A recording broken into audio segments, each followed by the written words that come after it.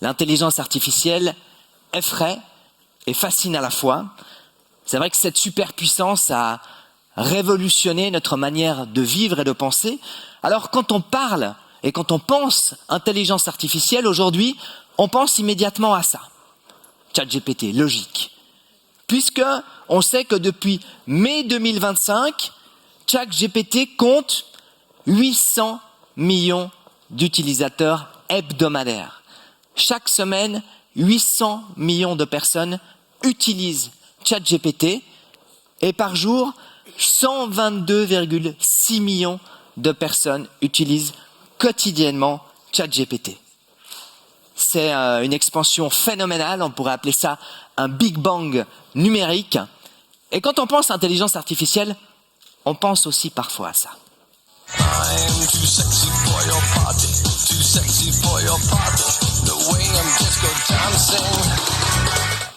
Ces deepfakes de plus en plus réalistes qui foisonnent sur les réseaux sociaux et qui sont aussi là pour manipuler l'opinion publique.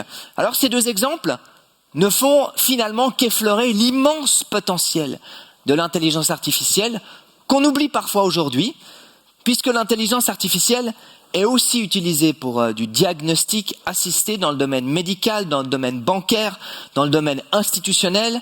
L'intelligence artificielle est utilisée pour des analyses prédictives dans le monde de l'assurance, dans le monde de la banque, des transports, de l'agriculture. Il y a évidemment aussi toute la gestion automatisée de l'industrie de la logistique, de la robotique de précision, et évidemment bien d'autres champs d'action que nous allons découvrir avec notre premier invité. Alors c'est un formateur en intelligence artificielle, un conférencier hors pair, un chercheur, et surtout, c'est un des rares qui a réussi à faire rimer machine learning et happy ending. Merci d'accueillir Mathieu Cortési.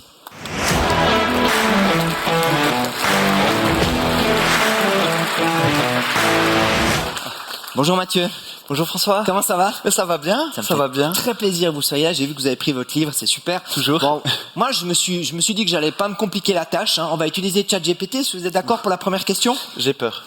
Alors, salut Chat. Est-ce que tu pourrais me poser une question intelligente et percutante à Mathieu Cortési, s'il te plaît? Bien sûr. Que dirais-tu de lui demander comment il voit l'évolution de son domaine dans les 5 prochaines années et quelles innovations pourraient véritablement changer la donne? Ça devrait le faire réfléchir et donner une réponse assez captivante. Alors Mathieu? Parfait. Hein? C'est drôle, cette question, je l'ai souvent quand j'interviens. Qu'est-ce qu'on va faire dans 5 ans? Moi, souvent, on me dit, mais est-ce qu'on va perdre nos emplois? C'est aussi une des questions qu'on a. Moi, j'ai eu cette question il y a 2 ans, il y a 3 ans, et puis encore maintenant. Il y a 2 ans, j'ai dit, on va pas perdre nos emplois. J'étais à une table ronde et quelqu'un disait, moi, je suis sûr que dans 2 ans, tous les métiers vont être remplacés. Et là où je suis content, c'est qu'on est 2 ans plus tard, et aucun métier, ça a évolué. Mais je pense que c'est avec l'innovation, et l'IA en est une, avec l'innovation, on a tendance, en fait, à disons, avoir par rapport à les anticipations. En fait, on a tendance, par rapport au court terme, en fait, à donner trop d'importance au court terme, mais pas assez aux transformations à long terme. Et je pense que c'est exactement ce qu'on verra aussi aujourd'hui. Donc c'est ce côté, des fois on se dit, ça va tout changer à court terme. Non. Mais je pense qu'à long terme, il y aura des implications qui seront bien plus grandes, puis c'est ce qu'on va discuter aujourd'hui. Évidemment, puis c'est vrai que les révolutions technologiques, elles font peur. Oui. Logique. Effectivement. Et ça, cette peur, je pense que des fois, ça peut être bloquant.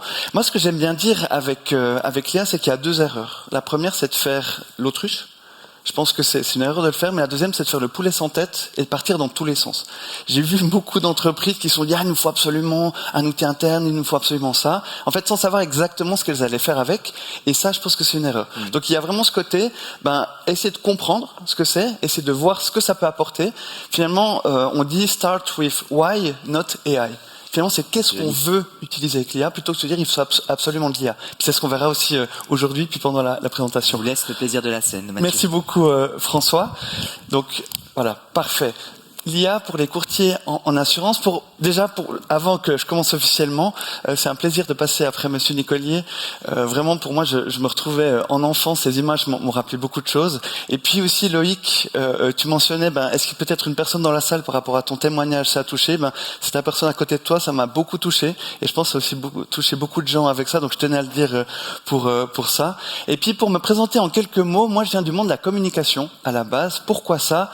Parce qu'il y a de ça 15 ans, j'avais entendu parler d'un petit outil qui venait de la Silicon Valley. Et pour moi, cet outil, il changeait tout sur la manière de communiquer. Et cet outil, vous avez peut-être entendu parler, c'est Facebook. Alors, à l'époque, c'était une révolution.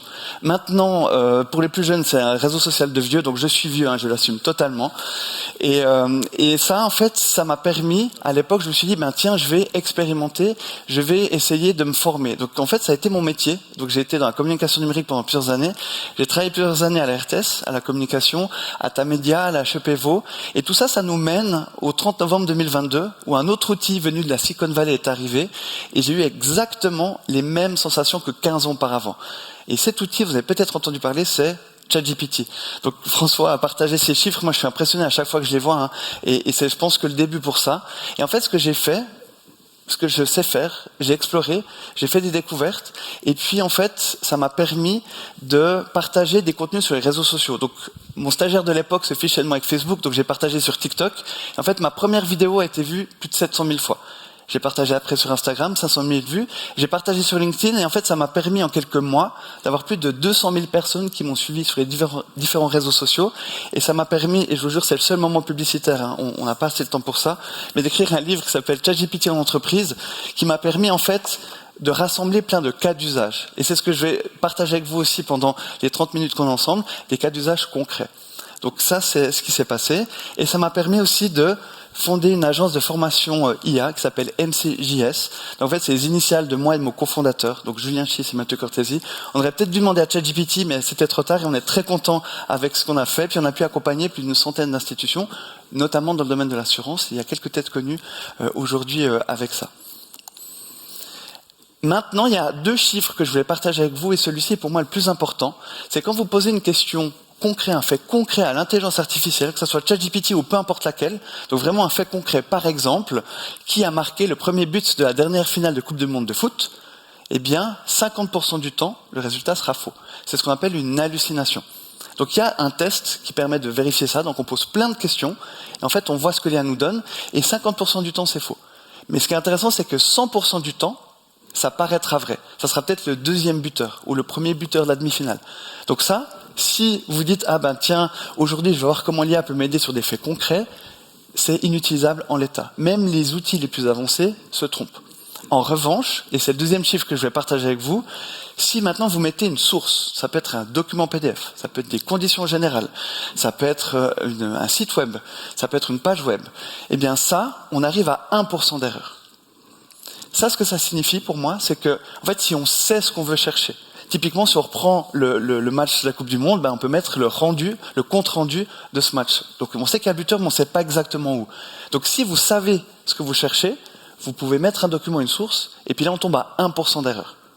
Donc ça montre ce côté expertise qui est important. Et puis ça, je discute avec des juristes, ils me disaient 1%, c'est très bien, mais pour nous, c'est pas suffisant.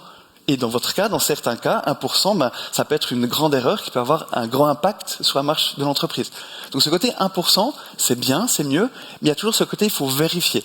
Et puis un chiffre que j'ai pas mis, c'est l'erreur humaine. Parce que si maintenant vous devez prendre une décision, et puis on est vendredi soir, avant le week-end, et puis on dit, voilà, tu dois prendre vite une décision, là, le taux d'erreur, il est exponentiel. Donc finalement, c'est comment on peut faire l'un avec l'autre, la machine avec l'humain, pour essayer de réduire les erreurs qu'on a avec ça. Et là, je vais vous partager une citation que j'ai dite 1 million de fois, mais qui est toujours pertinente. C'est de considérer ChatGPT comme un stagiaire. Donc vraiment, c'est comme un stagiaire, un assistant que vous avez à disposition. Ce stagiaire, il a beaucoup de connaissances, mais il a un défaut, c'est qu'il va mentir pour vous plaire tellement il a envie de vous plaire. Donc c'est ces fameuses hallucinations. Donc j'espère qu'il n'y a pas de stagiaires aujourd'hui, parce que c'est le moment où ils ont les oreilles qui sifflent, mais je vous dis, ça va bien se passer avec ça, et je vais faire assez souvent référence à ça. Donc cette notion de stagiaire, elle est vraiment importante. Et puis pour vous donner un exemple concret, si je demande à ChatGPT de compléter cette phrase, la capitale de la Suisse est, Pour l'anecdote, j'avais donné une conférence à Paris justement là-dessus, et les gens dans le public ont dit que la capitale de la Suisse était Genève, donc j'ai quitté la salle, je me respecte. Alors je suis revenu quand même, mais voilà, il faut quand même remettre les points sur les i à ce niveau-là. Et ChatGPT, qu'est-ce qu'il me répond? Il me dit, la capitale de la Suisse, c'est Berne, très bien, il me plaît, et il est exact. Donc là, on est bon avec ça. Mais si maintenant, je lui demande de compléter cette phrase. Les Martiens aiment les bananes car. Donc voici exactement la réponse que m'a donnée ChatGPT. Les Martiens aiment les bananes car elles sont riches en potassium, ce qui donne l'énergie nécessaire pour leur longue exploration intergalactique. De plus, c'est ma phrase préférée, la forme ergonomique des bananes est idéale pour s'adapter à leurs mains qui sont différentes des nôtres, etc., etc. Donc je vois que ça vous plaît, ça vous rend heureux, moi aussi. Par contre, d'un point de vue exactitude scientifique, on n'y est pas vraiment. D'accord? Moi, ce que j'aime bien avec ça, on n'a pas le temps d'aller plus loin, mais je me suis dit, ça m'intéresse, dis-moi en plus. Parce que, comme je vous disais, moi, j'ai 2 enfants qui ont 3 ans et 6 ans maintenant. D'ailleurs, le grand veut devenir astronaute, donc quand je dirais que j'ai rencontré monsieur Nicolier, ça sera le plus heureux du monde. Eh bien, en fait, eux, si maintenant je voulais faire une histoire pour les enfants, là, j'ai de la matière. D'ailleurs, pour celles et ceux que ça intéresse, j'ai créé une histoire pour les enfants avec ChatGPT, j'aurais raconté, ils étaient hyper heureux. Donc ça dépend de l'objectif que vous lui demandez. Si vous vous arrêtez au fameux 50%, vous vous dites, super, ça sert à rien cette intelligence artificielle, effectivement, pour ça sert à rien. Mais dans ce genre de cas, ça peut aider. Alors je dis pas que le but c'est d'écrire des histoires pour les enfants, mais vraiment selon l'objectif que vous avez demandé, vous pourrez avoir des choses intéressantes avec ça. Et puis en fait, moi le but, je vous dis 30 minutes, c'est essayer de vous aider à comprendre les forces et les limites de l'IA. On en a déjà vu beaucoup des limites, voire les forces aussi. Et puis en fait, simplement, et c'est la question que vous devez vous poser, essayez d'identifier des tâches simples qui ont un fort impact. On va en voir quelques-unes, et je suis sûr qu'il y en aura plein d'autres que vous utilisez déjà avec ça. Puis je vais essayer de vous montrer quelques techniques efficaces qui vont vous aider pour améliorer vos résultats. Et puis on va parler des dérives par rapport à la génération d'images. Donc ça, peut-être que vous l'avez vu, avec ChatGPT, le nouveau modèle qui est dans la version payante pour générer des images, maintenant, on peut rajouter des choses ultra simplement. Donc ce que j'ai fait, j'ai pris en photo ma voiture, et puis j'ai mis dans ChatGPT, puis j'ai dit ajoute une éraflure sur le pare-choc gauche. Donc ça m'a pris littéralement 5 secondes. D'accord? La même voiture, avec l'éraflure. Donc ça, c'est le genre de choses, peut-être, que vous avez reçu, peut-être que vous allez recevoir. Vous allez me dire, oui, mais avec Photoshop, on pourrait le faire. Effectivement, on pourrait le faire. Mais là, littéralement, moi, j'ai aucune connaissance en Photoshop. Vraiment 5 secondes, j'ai ça, j'envoie avec ça. Donc, de nouveau, on voit les limites, on voit les forces. On le sait, on le verra aussi avec la cybersécurité. On ne peut plus faire confiance à une image. On ne peut plus faire confiance à une vidéo, à une voix. Ça, c'est plus possible. Donc ça, c'est une des choses, la réalité dans laquelle on est avec ça, avec laquelle il va falloir dealer. Maintenant, ce que je vais montrer, voilà, on a vu le négatif, je vais montrer le positif, en tout cas dans les pistes, niveau créativité. Je me suis amusé avec les personnes ici de la mobilière. J'ai regardé avec une des pubs, qu'on a avec ça. Et puis je dis, voici une publicité. Il s'agit d'une situation humoristique, inspire-toi de visuels pour créer d'autres situations humoristiques. Et après, je lui ai demandé de me générer un visuel. Donc là, ça m'a pris peut-être 10 secondes. Et puis, il m'a proposé ça. Donc ça, moi, j'ai rien fait. Je sais pas dessiner. Je dis pas que c'est très drôle. Attention, on a vu l'IA n'est pas la plus humoristique. Mais typiquement, en littéralement 10 secondes, et là, j'en ai eu 10, des situations comme ça. Donc là, ça peut être intéressant aussi. Si vous dites, tiens, j'aimerais explorer certaines pistes. Là, ça peut aider avec ça. Et puis, finalement, on retrouve ce côté, outil. L'IA, ça reste un outil, on peut en faire des choses négatives avec, on peut en faire des choses positives. Puis on va voir ce qu'on peut faire de positif avec ça. Et puis, c'est pour ça que ça résonne aussi avec ce que tu as dit. Pour moi, l'IA, j'ai dit que c'était comme une autre innovation, pas à 100%. Moi, je pense qu'une des promesses de l'IA, et ça c'est pour vraiment toutes et tous ici aujourd'hui, l'IA, en fait, elle doit réduire votre charge mentale au travail. Pourquoi? Parce que, en fait, c'est un excellent point de départ. Typiquement, vous dites, aujourd'hui, je participe au forum de la CA, je dois faire un mail, mais j'ai pas le temps, je le ferai demain. Ça, l'IA, elle peut peut-être vous aider. Elle va pas le faire à votre place, mais elle peut vous donner l'impulsion. Ou bien dire, mais j'ai ce gros document, en plus en allemand, je dois avoir un résumé, typiquement, l'IA, elle peut vous aider pour ça. On a vu, il faut vérifier les informations, mais ça peut vous aider. Donc moi, je vous encourage à vous dire, où est ma charge mentale? Et pour le moment, j'ai pas rencontré des personnes qui n'en avaient pas. Peut-être vous n'avez pas de charge mentale au travail, tant mieux pour vous, moi j'en ai plein. Et ça m'aide vraiment pour ces côtés-là. D'accord? Et puis, pour vous donner des pistes, avec ça. Donc on a vu, vous êtes plus de 90% utilisés. Ça m'intéressera de voir aussi un peu pourquoi vous utilisez. Mais de mon expérience, de ce que j'ai vu, c'est que quand vous êtes dans le domaine de l'assurance, voici les tâches, vous parlez de tâches simples et efficaces, les tâches qui peuvent vous aider, on a vu la traduction. Qui parmi vous, à main levée, utilise l'IA pour la traduction? Et DeepL, c'est une IA. Voilà. Alors, du coup, j'imagine que vous en êtes content avec ça, on l'a vu, des fois il faut faire attention avec ça. Maintenant, le côté résumer un document. Qui parmi vous, après je ne vais pas faire pour toutes les tâches, mais qui utilise pour résumer un document à main levée? Voilà. Alors là on a à peu près la moitié, c'est une très bonne chose. Est-ce qu'il y a des gens qui ne sont pas satisfaits de ça? Ah, je vois une main se lever. Oui, et je vais essayer de répéter ce que vous allez dire. Ah, oui, non mais justement, je suis prêt, au top, on y va. Sur le problème sur le résumé, Oui. il va détecter des informations qui, selon lui, sont importantes. Oui, exactement. Et donc là, on arrive à un point, de nouveau ce côté stagiaire, ce côté assistant. Tout ça, finalement, c'est de la délégation. C'est finalement comment on délègue. Et finalement, on lui dit, voilà, résume-moi ça. Très bien, mais il ne sait pas exactement quoi résumer. Il va prendre ce que lui estime comme important, mais ce n'est pas forcément ce qui est important pour vous. Est-ce que vous avez réussi à résoudre ce problème-là ou pas? Vous dites non, c'est nul, je l'utilise plus. Si, disons que ça redonne une base de travail, mais il faut replancher dessus, réécrire, recommander. Exactement. Et c'est un peu de charge mentale aussi pour ça. Mais ce que vous dites, c'est très juste. C'est qu'en fait, c'est vous qui êtes en maîtrise avec ça. Donc, ce côté, vous savez quoi lui déléguer et vous devez vérifier derrière. Une des pistes, on va être technique simple. Je vais vous montrer après un truc tout bête, mais de dire lis attentivement ce document. Rien que ça, le résultat sera déjà un peu meilleur. Autre chose, et c'est pour ça que cette citation du stagiaire, je la garde. Autre chose, de dire voilà, pour moi, typiquement, je suis courtier en assurance. Je travaille pour tel ou tel dans tel ou tel domaine, j'ai besoin de savoir ces éléments dans ce document. Ou bien, fais tous les éléments qui seront pertinents pour moi, ou bien cet élément est pertinent pour moi. De bien lui décrire ça, il y a de fortes chances que les résultats soient meilleurs. Donc ça, c'est le genre d'astuce aussi qui peuvent aider. Donc se dire, ok, pourquoi il n'a pas compris? Pourquoi il m'est ressorti ça? Et d'aller plus dans le détail, dans la demande, dans le prompt, il peut y avoir des choses avec ça. Donc pour les autres, potentiellement satisfaits, donc c'est une bonne chose. Un point, et ça je vais vous montrer dans les exemples concrets, on verra aussi comment chercher dans un document, rechercher dans des conditions générales. Moi, il n'y a pas un assureur que j'ai rencontré qui n'a pas été intéressé par ça. Donc j'espère que ça va vous intéresser. Il y a plein de choses qu'on peut faire. Alors de nouveau, on doit vérifier derrière, mais là, le côté gain de temps, donc que ça soit vos propres conditions générales, que ce soit les conditions générales d'un concurrent, ou bien que ça soit de dire, là, on a un nouveau produit, je ne sais pas exactement quels sont les éléments, d'arriver en fait à dialoguer avec le contenu, de mettre les conditions générales dedans. On l'a vu, protection des données, on fait attention, mais ça, c'est vraiment un gain de temps phénoménal avec ça. Et il y a des techniques qui permettent d'aider avec ça. Et puis, ce que j'ai mis aussi pour les personnes qui sont plutôt actives dans la vente, c'est de faire un fil rouge personnalisé par client, par exemple. Donc finalement, de se dire, voilà, j'ai telle ou telle personne que j'aimerais atteindre, je connais pas exactement, ça peut être par exemple la génération Y ou la génération Z, et voilà, j'ai moins l'habitude de faire, comment je peux faire un fil rouge d'entretien avec ça? De trouver des accroches pertinentes, aussi des objections potentielles. Ça marche super bien. Pour bien vous préparer. Ça sera toujours vous qui allez faire l'entretien. Mais de préparer les objections et après d'avoir des réponses à ça, vous serez bien mieux préparé. Et puis là, j'ai dit aussi évaluer le potentiel du cross-selling.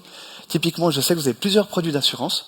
Je dire, voilà, je vais pour telle personne, j'ai tel produit, peut-être que je peux proposer ce produit-là. Donc ça, on peut aussi discuter avec ce côté sparring partner de l'IA, se préparer en amont, il y a un immense potentiel. Donc on a déjà vu 2 grands catégories qui peuvent vous aider. Et puis, le rapport de visite. Une fois que vous avez fait votre visite, où est-ce que ça peut aider? Les notes de séance. J'ai pas mis PV de séance parce qu'on pourrait faire, je pense, pour la 16e journée à CA, on pourrait faire juste comment l'IA peut aider pour les PV de séance, parce que ça touche beaucoup de choses, la protection des données, ça touche aussi le côté la fiabilité des résultats, mais il y a vraiment beaucoup de choses à faire. Et pour ça, mon conseil, utilisez la fonction vocale. Tout en sachant, protection des données, on ne met pas de nom et autres, mais la fonction vocale, ça aide énormément. Typiquement, vous sortez d'une séance, vous dictez, et puis vous avez différents éléments, ils sont structurés, et ça peut vous aider à aller plus vite. Ça marche très bien. Donc on peut faire des emails de suivi sur mesure, on peut faire le résumé d'une offre à transmettre au client. Donc vous voyez, toutes ces petites tâches à la marge, ça peut vous aider. Et puis le côté analyse de données, ça m'est beaucoup demandé. Ce que j'appelle les analyses exploratoires. Donc là, il n'y en a pas d'autres. C'est bon, si vous voulez prendre des photos, c'est maintenant. L'analyse exploratoire, en fait, souvent on me demande, on me dit, ok, j'aurai un immense fichier Excel, je mets dedans, j'aimerais qu'il me fasse tous mes rapports avec ça. Ça marche pas très bien. Ça, l'IA a un peu de peine avec ça. Par contre, pour une pré-analyse. Et puis, comme vous l'avez très bien dit, en fait, finalement, c'est un peu une version 1. Ça vous aide pour quelque chose, mais vous restez en maîtrise. Là, ça devient intéressant. Alors, il y a de belles promesses, mais ça va pas faire le job à votre place avec ça. On peut comparer des offres, on peut rechercher dans des procédures internes aussi. Donc là, ce que vous avez là, c'est plein de pistes. Il y en a d'autres. Et pour moi aussi, c'est ce qui revient un peu le plus souvent. Mais après, ça peut être tout à fait des choses qui sont propres à vous. La charge mentale est propre à vous-même. Le fameux résumé d'un document, donc ça, ce qu'on va voir ensemble, c'est un prompt. Donc, j'imagine, vous êtes 90% utilisé, donc vous savez ce que c'est un prompt. Donc, c'est vraiment la requête qu'on met dans l'IA. Et donc, la technique du lis attentivement. Donc là, ce que je vous propose, c'est la fiche technique de la Confédération sur l'utilisation des outils IA. C'est une sorte de charte IA, finalement, qui fait une 20aine de pages. Super intéressante. Je vous conseille de la lire, mais je sais que vous n'allez pas la lire. Hein. Je l'aurais pas lu non plus. Donc, on va le faire ensemble. D'accord? Donc, on va utiliser ce prompt. C'est lis attentivement ce document. On l'a vu attentivement. Et résume les 5 éléments clés.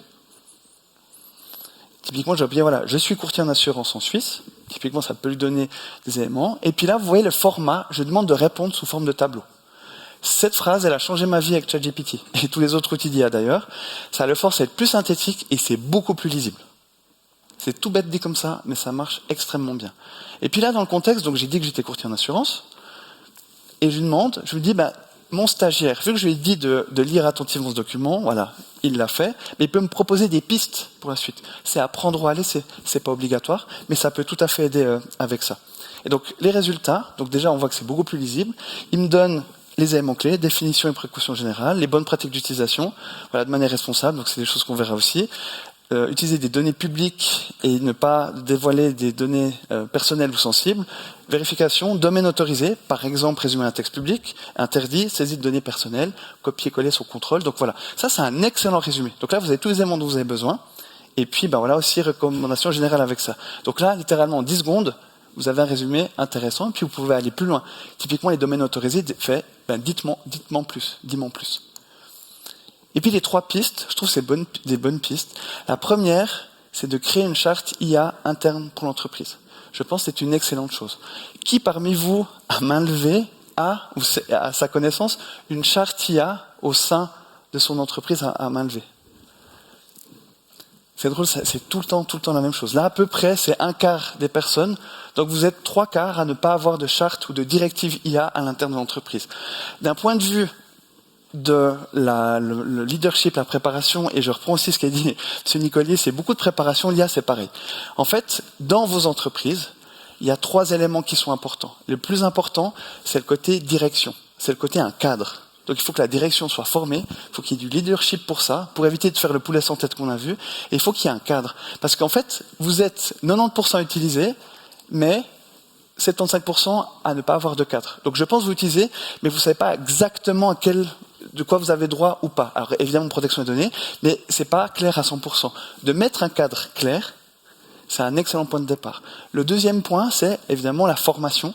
Donc cette notion de formation, ça permet aussi aux gens de pouvoir, revenir avec des cas plus intéressants, de pouvoir aussi se former avec ça. Et puis le dernier, puis on en discutera pendant la table ronde, c'est aussi le côté des outils. On l'a vu. Je sais que parmi vous, il y en a qui ont des outils à l'interne ou pas. D'autres utilisent ChatGPT, mais on a vu, on est très limité avec ça. C'est cette notion d'outil, ça permettra de faire l'étape d'après, par exemple, de faire sur des données d'entreprise, ce qui n'est pas possible avec ChatGPT pour le moment, parce qu'il faut les anonymiser. Voilà, former les équipes, distribuer un mini-guide, et puis cette idée de bac à sable sécurisé, ça peut être une bonne idée avec ça. Donc déjà, 3 pistes concrètes avec l'IA en 30 secondes. Donc charte IA, comme je vous dis, j'ai pas rajouté à slide, 75%. À chaque conférence que je fais, je pose cette question, on arrive toujours là-dessus. Et pour vous dire, si vous êtes intéressé à une charte sur notre site mcjs.ai, on a fait un modèle que vous pouvez reprendre, évidemment à refaire à votre sauce. Vous pouvez utiliser l'IA pour faire avec ça, mais je pense que c'est un bon point de départ et ça peut amorcer des discussions au sein de votre entreprise. Je pense que c'est un très bon point de départ avec ça. Maintenant, recherche dans les conditions générales. Donc c'est un cas un peu plus avancé, donc là on va faire un bond un peu plus grand, donc ça c'est pour les personnes qui utilisent intensément. Donc là, ça c'est conditions générales, alors ça c'est les nôtres, c'est MCJS, c'est nos conditions générales pour une formation. Et puis, je vous propose ce prompt. Donc, lis attentivement ce document, on l'a compris, conditions générales MCJS. Donc, dans ce cas-là, moi j'ai uploadé le PDF avec les conditions générales. Je vais te donner des questions de clients et tu me proposeras 1. tous les éléments pertinents pour répondre à la question, cite-les de manière exacte, et 2, ta proposition de réponse. Réponse sous forme de tableau. Vous voyez, finalement, ces petites techniques, c'est comme des Lego, en fait. D'accord? Donc ça marche avec tout type de documents. À vous de faire, vous n'êtes pas obligé de reprendre tel quel, mais à vous de faire pour les utiliser. Ça me permet, moi, quand j'ai une question par rapport à nos formations, eh bien, je peux, avec ce prompt, pouvoir obtenir des réponses très rapidement et même avoir un début de réponse que je peux envoyer à la personne qui m'a demandé pour une formation.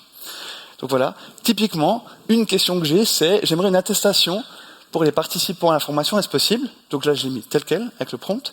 Et là, il me fait un tableau qui reprend les éléments dans mes conditions générales, qui sont justes, avec une remarque, donc il me le met mot pour mot. Et puis ce qu'il fait, il me prépare un brouillon de réponse. Voilà, bonjour, bien entendu, une attestation est délivrée à chaque participant, ce qui est vrai, c'est dans les 7 jours, et puis par voie électronique, n'hésitez pas à revenir vers nous si vous avez d'autres questions, bien cordialement. Ça, c'est-à-dire que j'ai une question, j'ai pas le temps, en 30 secondes, j'ai les éléments dont j'ai besoin, et j'ai un début de réponse que je peux éditer derrière. Donc si vous avez aussi, par exemple, ce genre de choses, je pense que ça peut vous aider. Donc ça, moi, le but, c'est de vous donner des pistes. C'est de dire, ah ben tiens, ça peut être utile, ça pas forcément, bof. C'est vraiment de voir ce qui peut être utile pour vous, tant d'un point de vue institution que d'un point de vue personnel. Et on le voit aussi, tant que les gens expérimentent, il y a des choses intéressantes qui en ressortent. Moi, j'ai eu des cas vraiment hyper intéressants avec ça, simplement en discutant avec les équipes. Donc c'est aussi le but avec ça.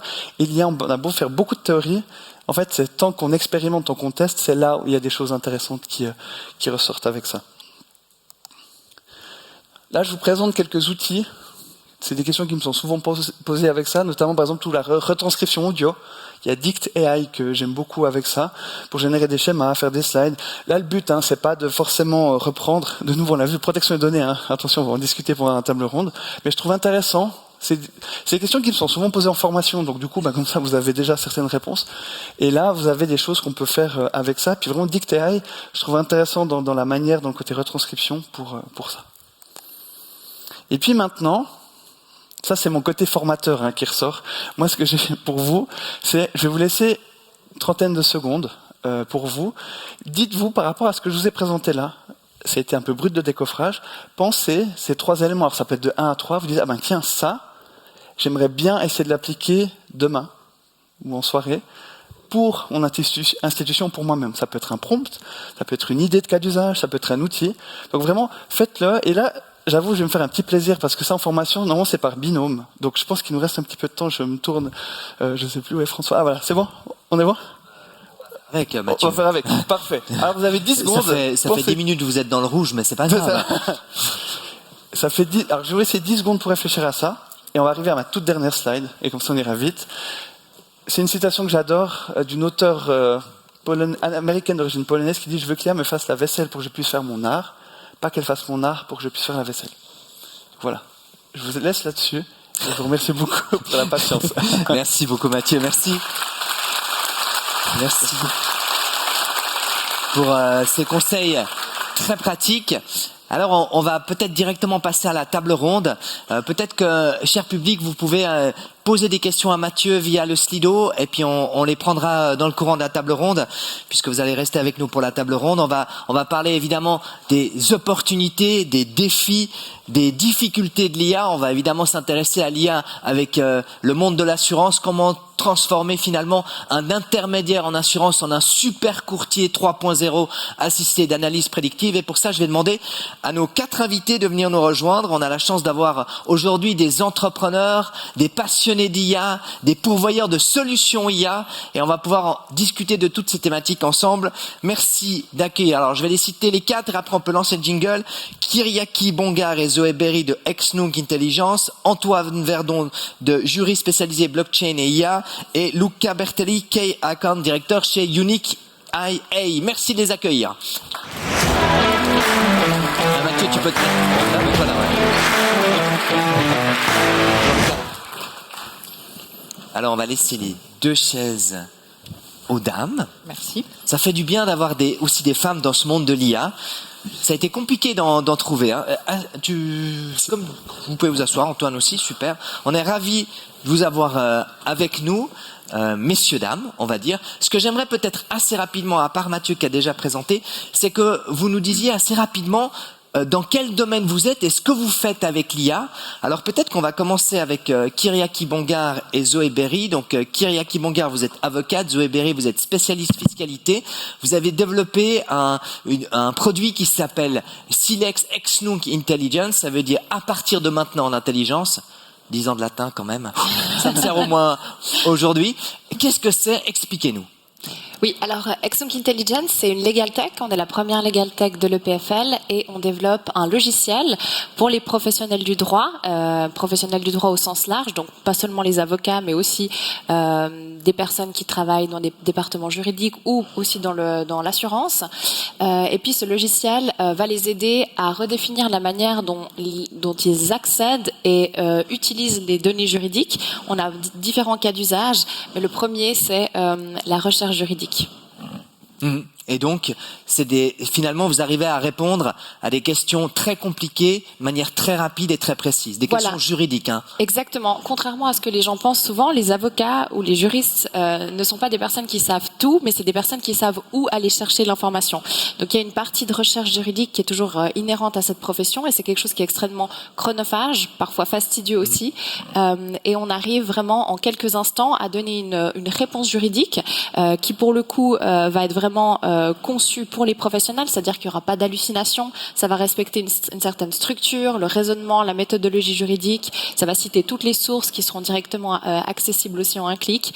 Donc c'est vraiment un outil conçu par les avocats pour les professionnels du droit au sens large. C'est une sorte de super maître Bonan avec la connaissance mais sans la verve. Voilà, exactement. Si je résume.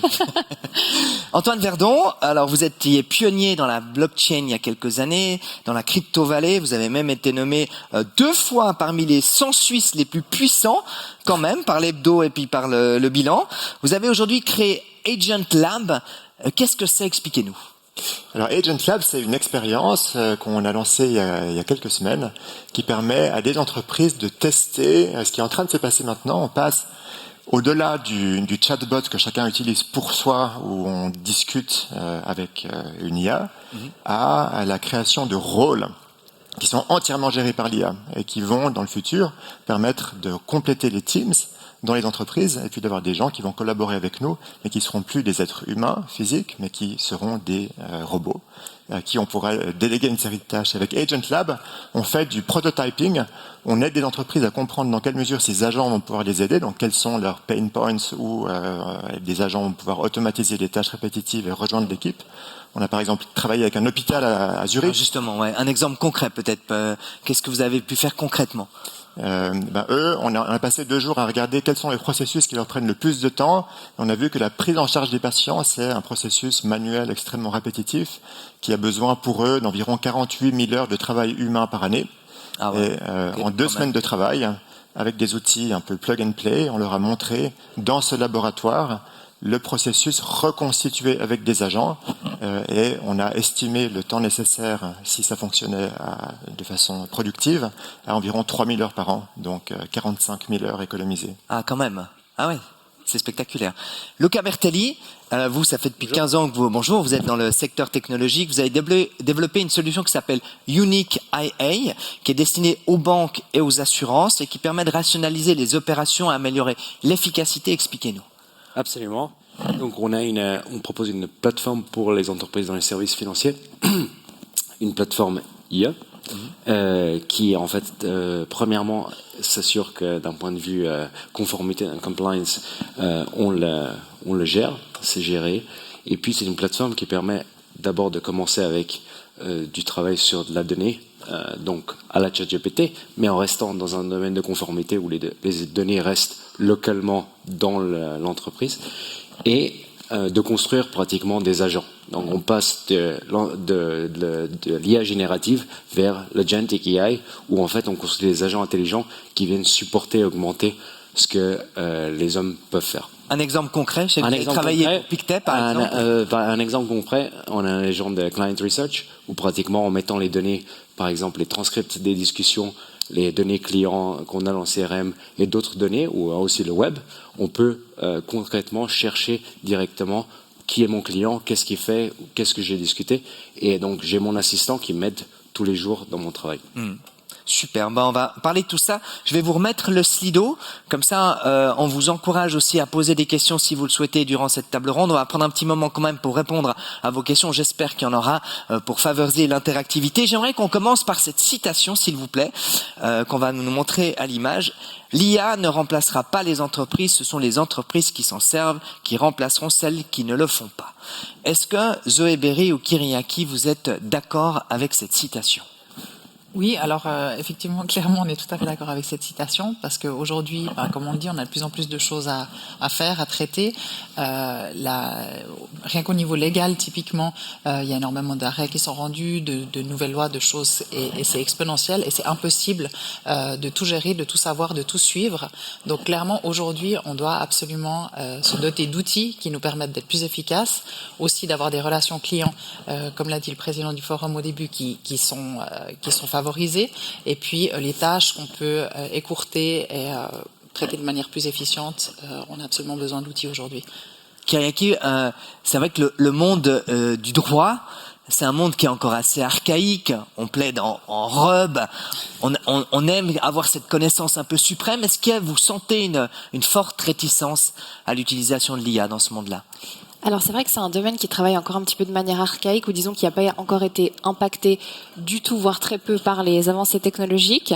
Nous, on est dans une situation un peu particulière où on observe que les gens qui sont venus à nous et qui font partie de nos clients sont des gens qui ont envie de faire partie de ce changement. Et vu le stade de développement qui est le nôtre aujourd'hui, c'est aussi une chance pour eux parce qu'ils peuvent mettre leur touche au produit, on est très proche d'eux, on co-crée avec eux. Donc je répondrais que non, on voit pas de résistance et on voit au contraire de l'enthousiasme de la part des gens qui ont envie de faire changer les choses avec nous. Antoine Verneau, est-ce que vous avez quand même l'impression que cette vague IA qui déferle aujourd'hui, elle va faire mourir des entreprises ? Bien sûr, je pense que pour moi c'est vraiment la continuité de la révolution numérique, c'est une nouvelle étape. Puis la révolution numérique, elle nous a montré qu'il y avait plusieurs angles pour les entreprises. Un, c'est comment est-ce qu'on peut gagner en efficacité, comment est-ce qu'on améliore sa bottom line. Un autre, c'est comment est-ce qu'on travaille pour créer des nouveaux produits qui vont générer une nouvelle source de revenus. Et puis, on a vu qu'il y a un troisième aspect qui est le changement de paradigme. Est-ce qu'il y a des business models qui vont être complètement renversés ? Par exemple, comme celui des médias qui, d'un jour à l'autre, il n'y avait plus les annonces immobilières dans les journaux papier. Eh ben, il y a une transformation et certains ont survécu, d'autres pas. Je pense qu'on aura dans beaucoup d'entreprises, dans beaucoup d'industries, ce même type de changement de paradigme maintenant avec cette nouvelle technologie. À la différence que c'est vrai qu'avec la révolution IA, ça va tellement vite par rapport aux années 2000 et puis Internet que du coup c'est parfois difficile de suivre le rythme. C'est vrai, mais en même temps, on est quand même des humains qui allons à notre rythme.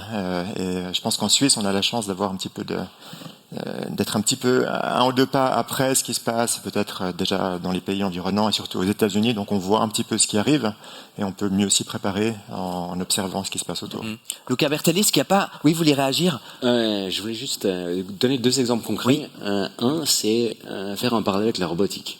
Parce que dans les années 90, la robotique est partie dans l'industrie automobile et beaucoup de gens ont dit, en Allemagne par exemple, ça va transformer l'industrie et il y a beaucoup de jobs qui vont disparaître. Oui, ça a transformé l'industrie. Oui, il y a peut-être certains jobs qui ont disparu, mais il y a beaucoup de jobs qui ont été créés en fait. Et ça, c'est ce qui est intéressant. Et concrètement, dans l'application, nous, on utilise notre IA en interne. Moi, j'ai fait de la vente pendant bien longtemps. Et donc, vous recevez des appels d'offres et des fois, vous avez 50 questions, 100 questions, 1000 questions, 5000 questions. Et typiquement, on utilise l'IA pour remplir et répondre aux questions. Je pense que 90%, j'ai gagné 90% du temps en utilisant l'IA. Et au lieu de passer mon temps à remplir des formulaires, je peux passer du temps avec des clients. Ça, je trouve sympa. En fait, on peut réutiliser son temps qu'on perd peut-être pour des tâches compliquées à d'autres tâches. Mathieu Cortési, vous le disiez, il y avait cette crainte justement de perdre des emplois. Il n'y a quand même pas un risque d'une fracture sociale entre des gens qui vont utiliser l'IA puis d'autres qui vont pas du tout l'utiliser?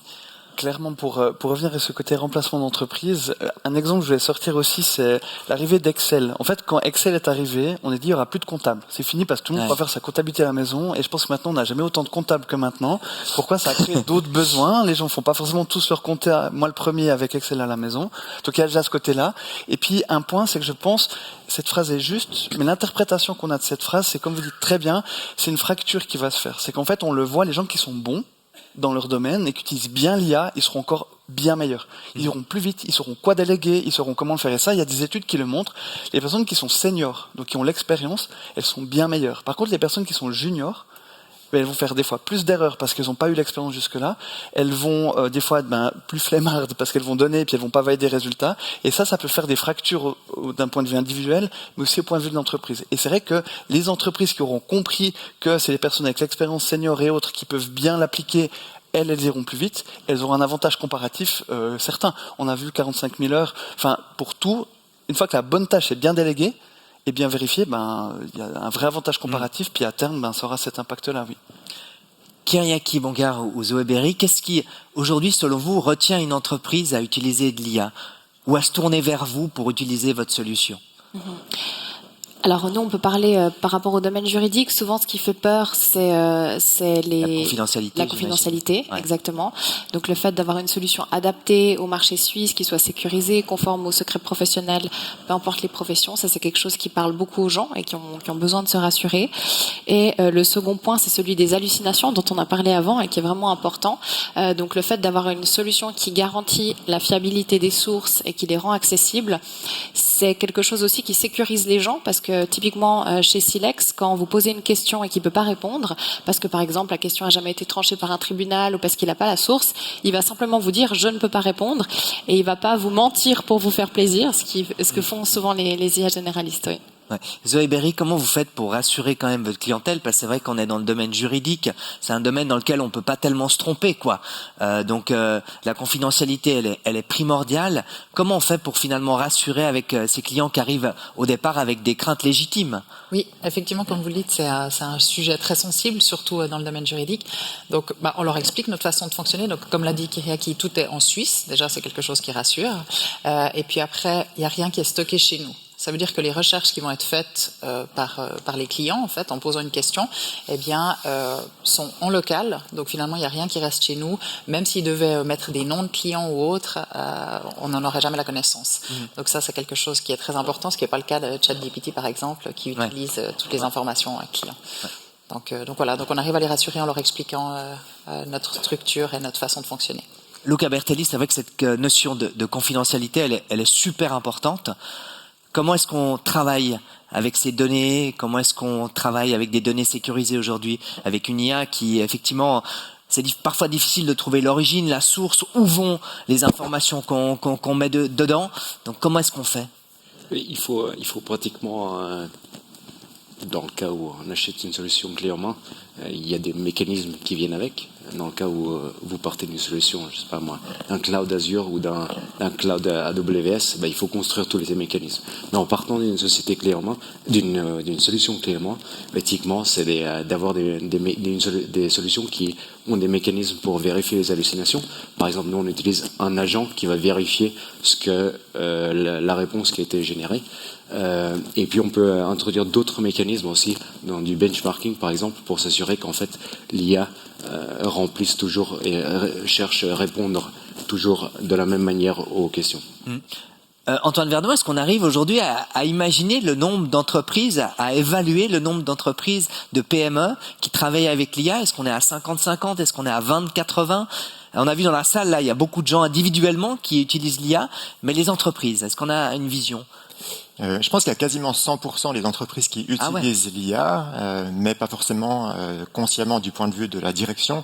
Il y a ce qu'on appelle la shadow IA dans les entreprises, où on a toujours quelques personnes qui sont un peu plus en avant et qui essayent des choses et qui utilisent l'IA, même si l'entreprise ne le permet pas personnellement, pour gagner du temps, pour partir plus tôt, pour avoir des meilleurs résultats. Et ça, c'est, je pense, un des principaux défis des entreprises. Comme c'est des outils qui sont accessibles à tous, on peut s'abonner à ChatGPT pour 20 francs par mois. Comment est-ce qu'on peut regagner le contrôle là-dessus? Je pense qu'on peut regagner ce contrôle en définissant un peu, en reconnaissant que tout le monde utilise l'IA et en définissant une stratégie en disant, voilà comment nous, on veut utiliser l'IA chez nous et en mettant des outils à disposition des collaborateurs pour le faire dans un certain cadre qui est vérifié là-dessus. On revient avec la notion justement justement de charte IA dont vous parliez, Mathieu Cortési. C'est vrai que on le voit aujourd'hui, c'est pas forcément facile de trouver une solution adaptée en fait aux PME ou aux entreprises. Comment est-ce qu'on choisit ces solutions, vous qui travaillez dans le monde du courtage ou de l'assurance, avec quelles solutions on travaille? Et finalement, parfois, on a quand même tendance à toujours revenir vers ChatGPT parce que c'est ce qu'il y a de plus simple, non, Mathieu? C'est vrai que c'est quelque chose que je constate parce que je sais, parmi vous, il y a des gens qui ont un outil interne, qui ont été développés à l'interne, et toutes les entreprises qui ont ça, les employés se posent la question, ils le mettent en concurrence avec ChatGPT. Ils disent mais ça, ChatGPT le fait mieux, ou bien à chaque fois. Et ça, il y a toujours cette tension, et c'est aussi par rapport aux outils, puis on le voit aussi aujourd'hui, d'avoir un outil qui est performant, ça permet de baisser ce shadow AI, parce que justement ils disent ok, mon outil interne, il y en a qui sont très bons. Mon outil interne me permet de faire ça et ça répond aux questions avec ça. Mais il y a toujours cette concurrence-là. Il y a juste une question qui nous vient, qui est intéressante par rapport au thème. On parlait de protection des données et on me pose la question, quelle est l'IA la plus sûre en matière de protection des données? Est-ce qu'il y en a une? Alors, je pense que ça va dépendre de la politique de protection des données de l'IA en question, notamment. Donc c'est adapté en fait, c'est chaque en fait solution à sa propre. J'aimerais retourner la question. Je crois que c'est la question. Ouais. Exact. Ça. Je crois que la question c'est, enfin il y a deux éléments. Il y a un élément de comment utiliser la donnée par l'IA. Est-ce que l'IA utilise la donnée pour s'entraîner et où est stockée la donnée? Est-ce que ça va sur le réseau ou ça reste localement? Et je crois que ça, c'est la question. Et donc, il y a des solutions sur le marché qui, typiquement, comme la nôtre, qui permettent pratiquement de garantir que, les modèles ne sont pas utilisés ou le modèle public ne s'entraîne pas avec la donnée privée. Et la deuxième chose, c'est pratiquement, on garde l'installation localement ou dans la zone de l'entreprise et donc il n'y a pas de fuite de données possible. Alors j'ai encore une question, je crois, pour vous, parce qu'il y a une question par rapport à l'IA et les banques. Voilà. Certaines banques ont mis en place l'identification vocale. Offre-t-elle un niveau de sécurité équivalent ou supérieur à l'authentification classique? Merci de l'avoir posé en tout cas cette question. C'est une excellente question. Disons que c'est plus lié au domaine de la sécurité que l'IA. C'est assez technique. C'est assez technique. Ouais. Je voudrais pas m'avancer sur ce sujet. J'aimerais qu'on revienne sur les solutions IA à choisir. Antoine Verdon, comment est-ce qu'on fait justement? Quels conseils vous donneriez aux entreprises pour choisir la bonne solution? Comment trouver les bons cas d'usage concrets pour une utilisation pour l'IA? Ça, c'est la question clé, parce qu'on peut tout faire avec l'IA en théorie. En même temps, on se rend compte dans les entreprises, quand on met une IA à disposition, comme Copilot par exemple, on se dit mais c'est cher, ça va coûter cher. Et pour moi, il y a cette tension un peu entre, on utilise un outil qui peut tout permettre, et de l'autre côté, on dit 30 francs par mois par employé, c'est beaucoup d'argent. Alors comment est-ce qu'on va gagner ces 30 francs par mois de productivité par employé? Il faut trouver des cas d'utilisation qui vont fonctionner dans le cadre du travail de chaque personne. Et ça, c'est du travail de formation, c'est du travail de réflexion autour des use cases, et le fait d'expérimenter avant de choisir une grande solution qu'on implémente pour tous, mais de dire, voilà, on a des groupes pilotes qui testent, et puis un peu librement, qui nous donnent du feedback, on fait un workshop, on va regarder quels cas apportent vraiment de la valeur, lesquels sont faisables, lesquels ont le plus d'impact, et on dessine après des programmes qui vont permettre de former des gens, et plus de gens que ces pionniers dans les entreprises sur ces cas. Je pense que c'est comme ça qu'on peut avancer, et puis petit à petit partir des cas les plus faciles, et puis grandir en complexité. Et là, c'est toute la difficulté de créer une stratégie IA. C'est comment est-ce qu'on apporte ces compétences dans l'entreprise, parce que c'est pas tout d'avoir un outil, il faut pouvoir l'utiliser. Lucas? Je voulais rebondir dessus. Donc, on a une banque, donc une grande banque, qui a déployé la plateforme en général sur en fait toute sa population d'utilisateurs, donc on parle de milliers d'utilisateurs, et ils ont fait un survey interne et en se focalisant vraiment sur la partie, disons, de fonctionnalité genre ChatGPT classique, mais sur les documents en fait internes à l'entreprise. Et les gens, donc c'est une estimation qui vient des gens eux-mêmes, c'est pas le management qui l'a fait. Ils estiment qu'en fait le gain en productivité entre 5 et 10% du temps. Et donc si vous faites la calcul sur quelques milliers de personnes, 5 à 10%, les 30 francs ou les 1, ils sont vite amortis. Ouais, évidemment. Ouais. Je vais reprendre encore une question. Si on n'arrive juste pas à trop me les bouger parce que j'arrive pas à les lire en même temps qu'elles bougent, je suis pas encore une IA, peut-être que l'IA arrivera, mais moi j'y arrive pas. Comment réguler l'IA pour éviter, à l'instar des réseaux sociaux, l'impact néfaste sur la démocratie et l'impact sur les ressources? Mathieu. Vaste question. Non, ce qui est intéressant, c'est que ça me fait penser, mais il y a une étude qui a montré que parmi les plus jeunes et parmi beaucoup de gens, les gens posent des questions à l'IA sur l'avenir, sur le futur. Un des cas qui est le plus demandé, c'est même d'un point de vue psychologique. Et c'est vrai qu'on voit, d'un point de vue démocratie, que ça a de vrais impacts. Je pense qu'il y a ce besoin de transparence par rapport aux données. Il y a ce besoin aussi de comprendre que c'est qu'un outil. Il peut nous donner des conseils, mais on l'a vu, il va essayer d'être bienveillant avec nous, mais il va aller dans notre sens aussi. Donc d'avoir finalement ce recul critique, je pense que c'est fondamental. Et c'est vrai que d'un point de vue démocratique aussi, on le voit, il y a ce changement, il y a de plus en plus de gens qui posent des questions à ChatGPT plutôt qu'à d'autres. Et ça, en fait, on a une réponse unique, puis on a vu, la plupart du temps, elle sera fausse. Donc ça a des vrais impacts avec ça. Donc garder cet esprit critique, je pense que c'est fondamental. Il y a un côté régulation, évidemment, qu'on doit avoir. Et au sein des entreprises aussi, une régulation de ce qu'on peut lui demander ou pas, je pense que c'est important aussi. Est-ce que l'IA génère du revenu? Kyriaki.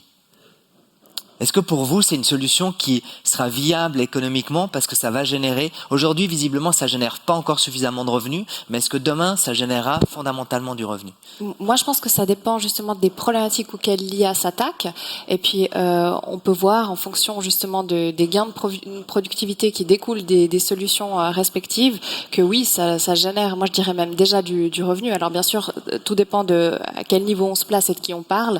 Si on parle de OpenAI, c'est sûr qu'ils génèrent pas de revenus parce qu'ils ont des coûts énormes. Si on parle d'autres types de solutions, je pense que oui, il y a déjà du revenu qui est généré parce qu'il y a déjà de la valeur qui est ajoutée pour les utilisateurs de ces modèles. Mais vous qui avez lancé une start-up, Zoé par exemple, est-ce qu'aujourd'hui elle est déjà viable ou est-ce qu'il faudra encore des levées de fonds? Est-ce qu'il faudra encore du développement pour que finalement à terme ça devienne économiquement viable?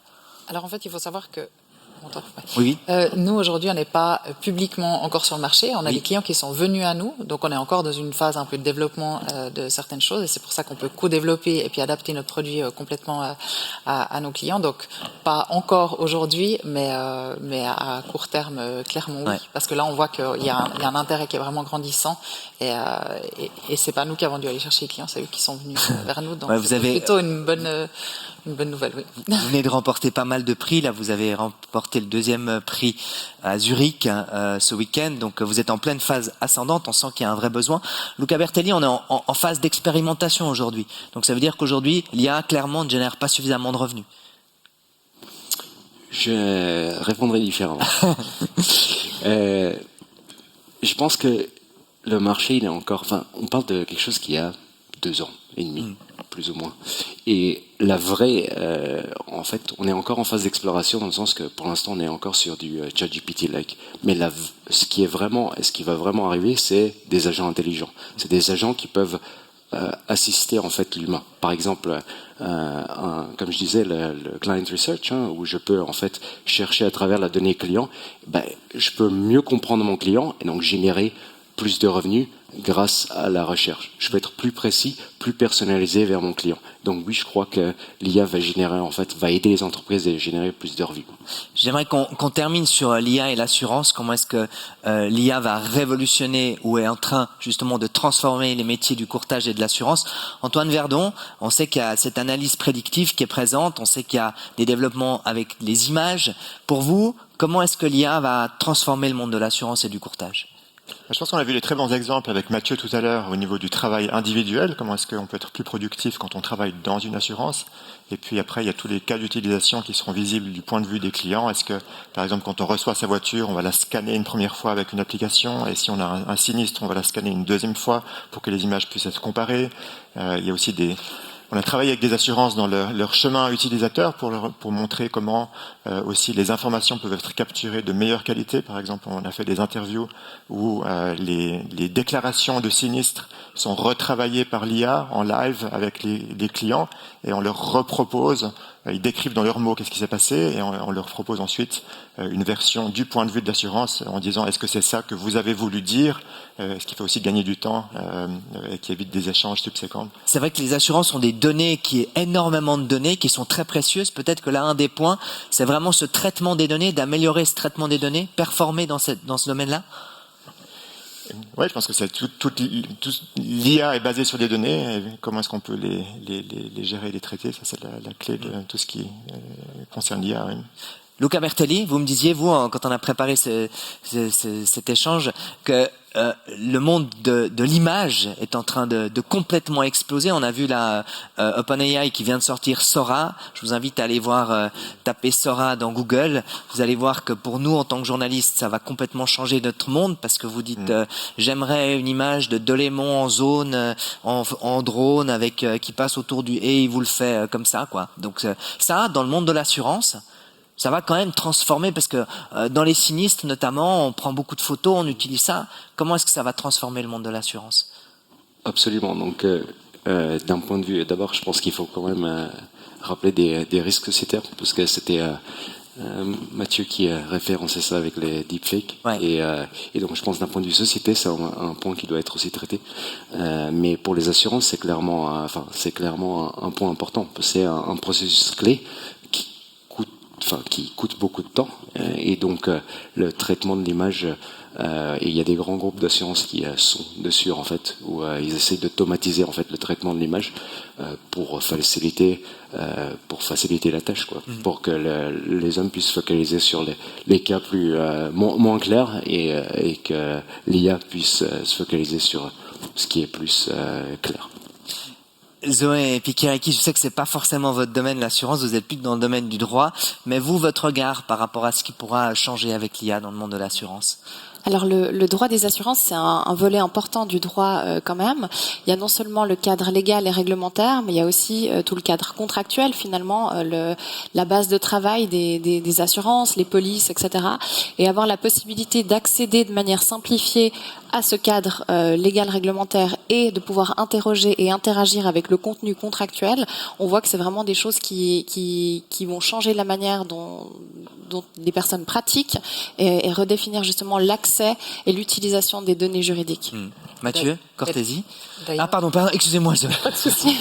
Et d'ailleurs, au niveau de nos clients, on a déjà des assurances, donc c'est la preuve Ok. que voilà, il y a une utilité. Le droit de qui est l'assurance, c'est claire. vrai que c'est important. Donc du coup, il y a quand même toute une jurisprudence qui est essentielle quoi dans le quotidien du monde du courtage. Excusez-moi, Mathieu. Ce que j'ai beaucoup aimé, c'est qu'on a parlé vraiment de cas d'usage avant l'IA, puis c'est vraiment l'enjeu. Et nous, on a une phrase qu'on aime beaucoup dire, c'est qu'avec l'IA, il faut penser grand, mais commencer petit.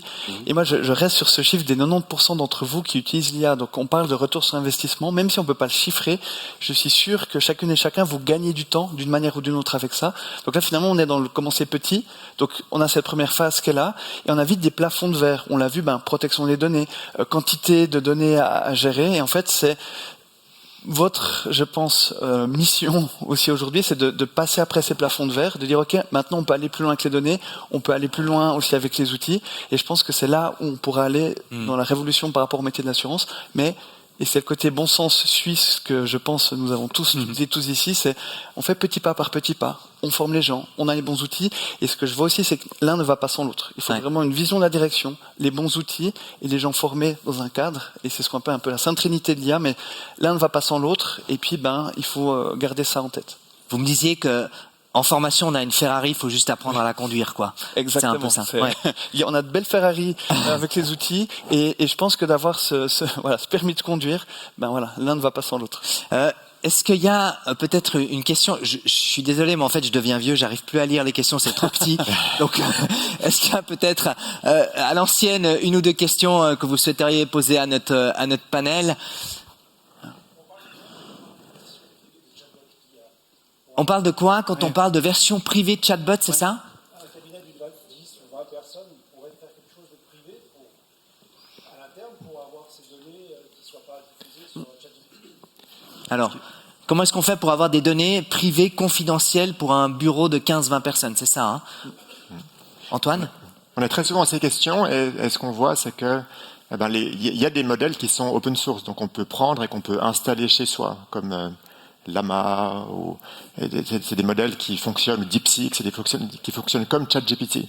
Et c'est plus ou moins la même qualité. Après, quand on a ce modèle, c'est compliqué de le faire tourner chez soi, et ça c'est la principale difficulté pour des entreprises, parce que pour les faire tourner, il faut ces processeurs qu'on appelle des GPUs, qui sont très chers, et en plus il en faut presque un par utilisateur. Donc on peut installer des solutions localement, mais presque toujours, à part pour les banques, j'imagine que Unique fait ça, pour des plus petites entreprises, il faut travailler avec des gens qui hostent ces modèles, comme par exemple Swisscom ou Infomaniac, et puis là on peut avoir des mesures pour garantir les données, la privacité des données, pour que quand on fait des requêtes, elles aillent juste ponctuellement chercher l'information dans le modèle, elles reviennent, mais toutes les données sont stockées sur des serveurs locaux et tout reste dans l'entreprise. Peut-être pour rebondir, donc on a des clients qui ont quelques dizaines d'employés, et typiquement qui ont pris une solution as a service. Donc on s'occupe end-to-end de la solution. Donc c'est sur un cloud Azure. Mais la donnée reste privée, dans le sens que on utilise le modèle OpenAI pour l'élaboration, mais la donnée n'est pas utilisée ni pour entraîner ni pour enrichir les modèles. Donc c'est privé. Et donc, Kyriaki ? Oui, alors moi je voulais juste rebondir. Nous, on fait une observation qui est différente, c'est-à-dire que à chaque fois qu'il y a des personnes qui essayent de développer des choses à l'interne, on observe que ces personnes-là se retrouvent toujours à payer 2 fois.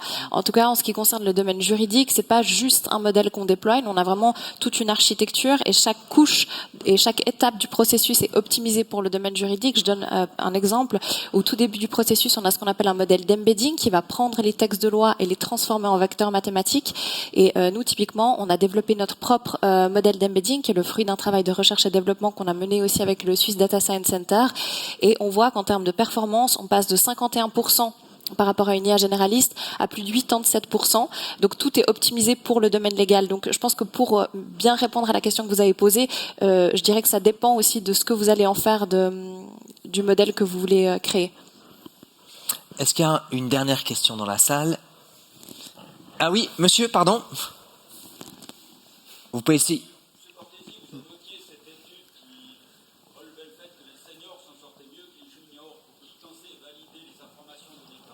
Comment est-ce que les jeunes générations sont sortir pour capables de quitter et valider les informations? Ouais. C'est donc, mais ça c'est la bonne ignorance que vous entendez. Ils vont certainement s'appuyer beaucoup sur l'IA pour créer leur bagage. Alors, merci pour cette question, c'est très juste. En fait, ça vient, il y a une étude qui l'a démontré aussi d'un point de vue tendance. Et puis je discutais, c'était un cabinet d'audit qui eux utilisent l'IA avec leurs données à l'interne, donc on voit le parallèle avec l'assurance. Et puis on discutait, et puis ils me disaient, bah voilà, nous maintenant, et dans le domaine de l'audit financier, hein, ils ont beaucoup de données à traiter. En fait, avant ils faisaient un échantillon statistique, puis ils faisaient, bah voilà, je sais pas, sur 100 000 entrées financières, ils en faisaient, je sais pas, 2000 d'un échantillon avec ça. Et en fait, ils disaient ce travail-là, on le donnait à nos juniors. Ils disaient, maintenant, on le donne à l'IA. Parce que maintenant, on a une personne senior qui peut il y en a spoté 20, qui doit vraiment regarder, il va regarder au fond, et puis il va faire ça. Puis il me disait, en fait, nous, notre grande problématique, c'est que là, on gagne du temps, mais nos juniors, comment ils vont devenir seniors? Et ce qui revient aussi avec ça aussi. C'est-à-dire que maintenant, ça va, mais dans 5 ans, dans 10 ans, comment on va faire? Alors, la solution qu'on peut trouver, c'est les accompagner. C'est-à-dire que finalement, ce travail qui les formait, il peut faire d'autres choses, et même l'IA peut les aider avec ça. Mais je pense que c'est une vraie question à se poser, et c'est là on voit aussi le côté, une vision, un leadership avec ça, c'est que c'est finalement une sorte de dommage collatéral de, justement, ces risques qu'on voit là, et de comment les accompagner. Et si on arrive à l'identifier dès le départ, on peut faire des programmes aussi, peut-être formation personnalisée. On peut avoir, justement, peut-être du mentorat qu'il y a déjà, mais qu'on peut peut-être développer encore plus avec ça. Et ce que j'aime bien aussi avec cette conclusion, c'est que finalement on a beaucoup parlé de technologie. En fait, on revient vers l'humain. Finalement, c'est un humain qui va donner son savoir à un autre humain et qui aura une IA qui pourra peut-être l'assister pour ces petites tâches avec ça. Et je pense que ça fait partie des pistes pour la suite. Et puis du côté optimiste qu'on peut avoir, pour moi, vraiment, l'IA va pas remplacer l'humain, mais on va peut-être potentiellement même nous rapprocher avec ça. Eh bien, merci, cher humain, avoir été avec nous pour ce panel. Je vous remercie beaucoup. Merci, je crois qu'on peut les applaudir. Merci beaucoup. Merci.